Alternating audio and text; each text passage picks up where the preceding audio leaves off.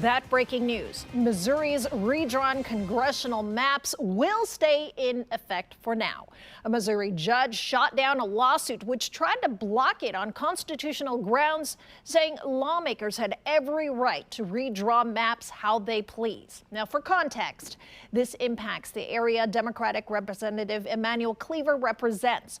Republican lawmakers redrew the 5th congressional district with the goal of making it easier for a Republican to beat him in this year's midterms. It came at the request of President Donald Trump, who made the call to state lawmakers nationwide as he tries to make sure his party keeps control of Congress. All right, now take a look at this. The old map is on your left, while the new one the judge ruled in favor of is on your right.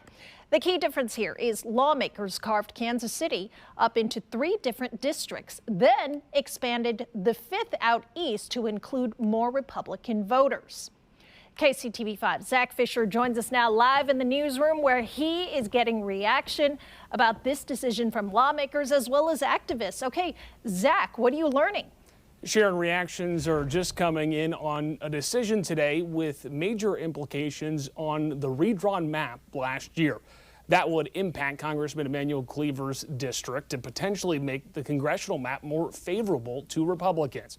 We've reached out to Cleaver's office but have not heard back to a request for comment. But we did hear from Kansas City Mayor Lucas just moments ago. He says, quote, "The ruling upholding Missouri's congressional maps is disappointing, but it's not the final word. The map was drawn under pressure from Washington to divide Kansas City, not to serve Kansas Cityans." We also heard from Congressman Mark Alford's office. His district will also change. He said in a statement, quote, "We're one step closer to ensuring the Show Me State's conservative values are adequately represented in Congress." Attorney General Catherine Hanaway wrote on social media, quote, "Full victory. A Jackson County judge has thrown out a left-wing attempt to overturn the Missouri First map. The Missouri First map remains the law of the land, fair and constitutional. Not done winning yet." Now, in response to the redistricting efforts by Missouri Republicans, a group called People Not Politicians filed a citizens referendum to gather signatures to leave this issue up to voters at the ballot box this fall. The executive director for People Over Politicians tells me his biggest disappointment from today. My biggest disappointment is with our attorney general in the state of Missouri, who are spending millions of taxpayer dollars on this politician power grab. And as she has said herself on the radio, that delay works in their favor.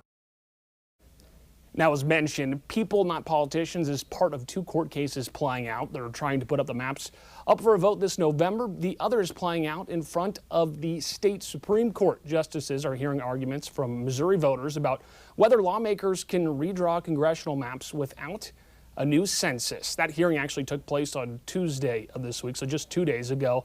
Now, the state's highest court will have to decide if the new map will be in place for the 2026 midterm elections.